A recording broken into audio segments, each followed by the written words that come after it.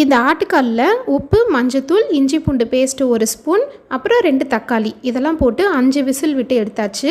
அதுக்கப்புறம் ஒரு 1/2 an hour கழித்து மறுபடியும் இன்னொருக்கா 5 விசில் விட்டு எடுத்தாச்சு. இந்த ஆட்டுக்கால் சூப்பு எலும்புக்கு ரொம்ப நல்லது. நீங்கள் இந்த குழம்பு செஞ்சிங்கன்னா இந்த சூப் மிஸ் பண்ணாமல் குடிச்சிடுங்க. 3rd டைம் ஊற வச்ச மொச்சக்கட்டியும் சேர்த்துட்டு அப்புறம் இஞ்சி பூண்டு பேஸ்ட்டும் இன்னும் கொஞ்சம் சேர்த்துட்டு 5 விசில் விட்டு எடுத்துக்கலாம். ஒரு பவுலில் கத்திரிக்காய், வெங்காயம், மஞ்சத்தூள், கல்லுப்பு, மிளகாய்த்தூள், கொத்தமல்லி தூள் இதெல்லாம் கலந்துட்டு கத்திரிக்காய் வெந்ததுக்கப்புறம் வேக வச்ச மொச்சக்கட்டியும் காலும் இதில் சேர்த்துடலாம். 3 டைம்ஸ் 5 விசிலாக விட்டு எடுக்கிறனால ஆட்டுக்கால் எலும்பு நம்ம கடிச்சு சாப்பிட்ற அளவுக்கு நல்லா வெந்துடும். தேங்காய் சோம்பு மட்டும் அரைச்சி இதில் சேர்த்துடலாம். அடுத்து புளி கரைசலையும் சேர்த்துக்கலாம். அவ்வளோதான். கொதிச்சதுக்கப்புறம் நம்ம இறக்கி வச்சிடலாம். உப்பு, காரம், புளிப்பு டேஸ்ட் பார்த்து நீங்கள் தேவைன்னா சேர்த்துக்கோங்க. லாஸ்ட்டாக தாளிக்கும் போது ஜீரகம், பெருங்காயம், 4 பல்லு பூண்டு தட்டி சேர்த்துட்டு இதில் குழம்புல சேர்த்துட்டோன்னா குழம்பு சூப்பராக ரெடி ஆயிரும்.